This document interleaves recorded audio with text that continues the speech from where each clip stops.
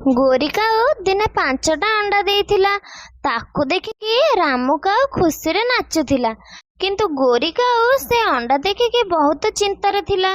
ଓହୋ, ମୋର ତ 5ଟା ଅଣ୍ଡା ହେଇଛି।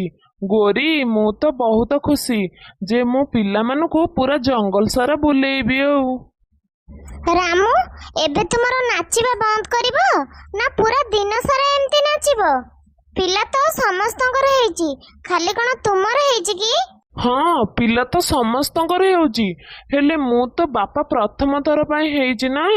ମୁଁ ନାଚିବି କି ଗୀତ ଗାଇବି, ଏଥିରେ ତୁମେ ରାଗିବାର କଣ ଅଛି? ହଁ, ତୁମେ ତ ବହୁତ ଖୁସି ହେଉଛ ନା, ଆଉ ବାହାରେ ସମସ୍ତଙ୍କ ସହିତ ଖୁସି ମନେଇବ। ହେଲେ ମୁଁ ତ ଏ ଘର ଭିତରେ ବନ୍ଦ ହେଇକି ରହିବି। ହଁ, ମୁଁ ଆଗରୁ କହିଦଉଛି ରାମୁ, ମୁଁ ପୁରା ଦିନ ସାରା ଏ ଅଣ୍ଡା ପାଖରେ ଜଗିକି ବସି ପାରିବିନି। ଗୋରି, ତୁ ଏଇ କଥା ପାଇଁ ଏତେ ଚିନ୍ତା କରୁଛୁ? କଣ ପାଇଁ? ମୁଁ ବି ତ ଏ ଅଣ୍ଡାର ବାପା ନା। ମୁଁ ବି ତୋ ସହ ଏ ଅଣ୍ଡାର ପୁରା ଧ୍ୟାନ ରଖିବି। ହଁ ହଁ, ମୁଁ ଜାଣିଛି ଯେ ଦିନ ସାରାରେ ତୁମେ କେତେ ସମୟ ଘରେ ରହୁଛ ବୋଲି। ପୁଣି କହିଲେ ନା କଣ ମୁଁ ଧ୍ୟାନ ରଖିବି ବୋଲି। ହେଇଟି ରାମୁ, ତୁମେ ଚୁପଚାପ ଯାଅ, ତୁମ ମାଙ୍କୁ ଡାକିକି ତାଙ୍କ ଘରୁ ଆଣିବ। ସେ ଆମ ଅଣ୍ଡାର ଧ୍ୟାନ ମୋଠୁ ଭଲସେ ରଖିବେ। ହେଲେ ଗୋରି, ମୋ ମାଙ୍କୁ ତ ତୁ ଘରୁ ବାହାର କରିଦେଲୁ। ଏଇନା କାମ ପଡ଼ିଲା ବୋଲି ତୁ କହୁଛୁ ନା କଣ ଘରକୁ ଡାକିକି ଆଣିବାକୁ? ଏମିତିରେ ତ ମୋ ମା ବହୁତ ବୟସ ହୋଇଗଲାଣି, ଆଉ ଏ ବୟସରେ ଆମେ ତାକୁ କଣ ପାଇଁ ହଇରାଣ କରିବା? ରାମୁ, ତୁମେ ତୁମ ମାଙ୍କୁ ଡାକିବାକୁ ଯିବ ନା ନାଇଁ? ମୁଁ ସତ କହୁଛି, ମୁଁ ମୋ ମାଙ୍କ ପାଖକୁ ଯିବି ହେରି, ଆଉ ତୁମେ ତୁମ ଘରେ ଏକୁଟିଆ ରହିବ। ରାମୁ କାଉ ତ ତା ସ୍ତ୍ରୀକୁ ଗୋରିକୁ ବହୁତ ଡରୁଥିଲା। ସେ ସେଥିପାଇଁ ତା ମାଙ୍କ ପାଖକୁ ଗଲା। ଆରେ ମୋ ଧନ, ତୁ ଆସିଛୁ? ଏତେ ଦିନ ପରେ ତୋର ବୁଢୀ ମାର କଥା ମନେ ପଡିଲା। ହଉ, ଆ କଣ ଦିଟା ଖାଇକି ଯିବୁ। ମା, ମୁଁ ଘରେ ଖାଇକି ଆସିଛି, କିନ୍ତୁ ମୁଁ ତ ପାଖକୁ ଗୋଟେ ଜରୁରୀ କାମରେ ଆସିଥିଲି। ହଁ ପୁଅ ରାମୁ, ମୁଁ ଜାଣିଛି ତୁ କୋଉ କାମରେ ଆସିଥିବୁ ବୋଲି। ହଉ ଛାଡେ, କହ କଣ କହୁଛୁ? ମା, ଗୋରିର 5ଟା ଅଣ୍ଡା ହୋଇଛି। ସେ ମତେ ସିଧା ସିଧା ମନା କଲା ସେ ଅଣ୍ଡାକୁ ଜଗିକି ବସିବନି ବୋଲି। ମୁଁ ସେଥିପାଇଁ ତୁମକୁ ଡାକିବାକୁ ଆସିଛି। ରାମୁ କାଉ ମା ତ ରାଜି ହୋଇଗଲା ରାମୁ ସହ ଯିବା ପାଇଁ। ସେ ତ ବହୁତ ଖୁସି ଥିଲା ଯେ କି ସେ ଜେଜେମା ହୋଇଛି ବୋଲି। ଗୋରି, ଗୋରି, ମା ତ ଆସିଲା। ଆରେ ଏବେ ତମେ ଖୁସି ହଉଛ ନା? ଆରେ, ଆସିବାରେ କଣ ଅଛି? ଏ ବୁଢୀ, ତୁମ ଅଣ୍ଡାକୁ ଭଲସେ ହୁସିଆର ରଖିବୁ ହେଲା। ଗୋରି ବୋହୂ, ତୁ ଚିନ୍ତା କରନା, ମୁଁ ଅଣ୍ଡାକୁ ବହୁତ ଭଲରେ ରଖିବି। ଗୋଟେ ଦିନ ରାମୁ କାଉ ଖାଦ୍ୟ ଆଣିବାକୁ ଜଙ୍ଗଲକୁ ଯାଇଥିଲା। ଏ ବୁଢୀ, ମୁଁ ଯାଉଛି ମୋ ମା ପାଖକୁ। ତୁ ମୋ ଅଣ୍ଡା ଉପରେ ନଜର ରଖିଥା, ମୁଁ ଯାଇ ସନ୍ଧ୍ୟା ବେଳକୁ ଆସିବି। ଏମିତି କହି ଗୋରି କାଉ ତା ମା ପାଖକୁ ଗଲା। କିଏ ଗୋରି, ତୁ ତ ଏଠିକି ଆସିଛୁ, ହେଲେ ତୋ ଅଣ୍ଡା ପାଖରେ କିଏ? ମା, ମୁଁ ରାମୁକୁ କହିକି ଡକେଇଛି ସେ ବୁଢୀକୁ।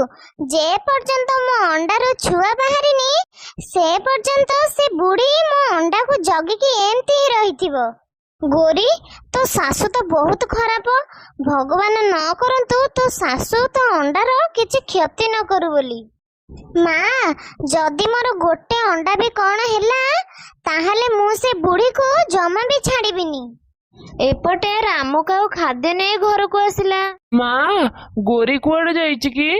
ପୁଅ ରାମୁ, ଗୋରି ତା ମା ପାଖକୁ ଯାଇଛି, ଆଉ ସେ କହିକି ଯାଇଛି କି ସେ ସନ୍ଧ୍ୟା ସୁଦ୍ଧା ଆସିବ ବୋଲି। ତାପରେ ଗୋରି ଘରକୁ ଆସିଲା।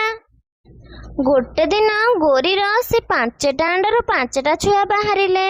ସେ ପିଲାମାନେ ତାଙ୍କ ଜେଜେମାକୁ ବହୁତ ଭଲ ପାଉଥିଲେ।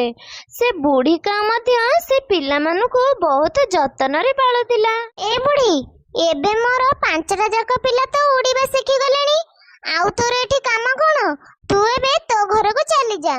ଗୋରି ବୋଉ, ଏ ପିଲାମାନଙ୍କର ଜେଜେମା ମୁଁ। ତୁ ଏବେ ମତେ ଘରୁ ତଡ଼ି ଦଉଛୁ।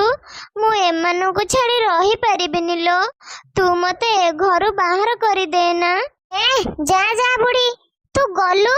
ମୁଁ ଜାଣିଛି ଘରେ ରହିକି ବସିକି ଖାଇବୁ ବୋଲି ଚାହୁଁଛୁ ନା? ତୁ ଏ ଘରୁ ଯା। ବୁଢୀ କାଉ ସେଠୁ ଚାଲିଗଲା। ହେଲେ ତା ପିଲାମାନଙ୍କୁ ତ ସେ ରଖିପାରିଲାନି। ସେ ପିଲାମାନେ ସେଠୁ ବୁଢୀ କାଉର ଘରକୁ ଗଲେ। ଆରେ ତୁମେ ମାନେ କଣ ଆସିଛ? ଆଉ ତୁମ ବାପା ବୋଉ କଣ ଆସିନାହାନ୍ତି? ଜେଜେମା, ଆମେ ତୁମ ବିନା ରହିପାରିବୁନି। ଆଉ ଆମ ମା ତ ବହୁତ ଖରାପ। ଆମେ ମାନେ ଏବେ ତୁମ ପାଖରେ ରହିବୁ, ଆମେ ସେଠି ରହିବୁନି। ରାମୁ, ପିଲାମାନେ ଘରେ ନାହାନ୍ତି। ମୁଁ ଠିକ ଜାଣିଛି ସେମାନେ ସେ ବୁଢୀ ପାଖକୁ ଯାଇଥିବେ ବୋଲି। ଚାଲ ଯିବା ତାଙ୍କୁ ସେଠୁ ଆଣିବା। ରାମ ଓ ଗୋରି ବୁଢୀ କାଉର ଘରକୁ ଗଲେ। ଏ ପିଲାମାନେ ମୋ ସହ ରହିବେ ବୋଲି ଜିଦ୍ କରୁଛନ୍ତି। ହେଲେ ମୁଁ ଜାଣିଛି ଗୋରି ମତେ ତା ସହ ରହିବା ପାଇଁ କେବେ ବି ଚାହିଁବନି। ମୁଁ କଣ କରିବି? ପିଲାମାନେ, ତୁମେ ତୁମ ବାପା ମାଙ୍କ ସହିତ ଚାଲିଯାଅ। ମା, ଆଜିଠୁ ମୁଁ ତୁମ ପାଖରେ ରହିବି। ଆରେ ରାମୁ, ତୁମେ ଏଠି ବୁଢୀ ପାଖରେ ରହିବ? ନା, ତୁମେ କେବେ ବି ରହିପାରିବନି।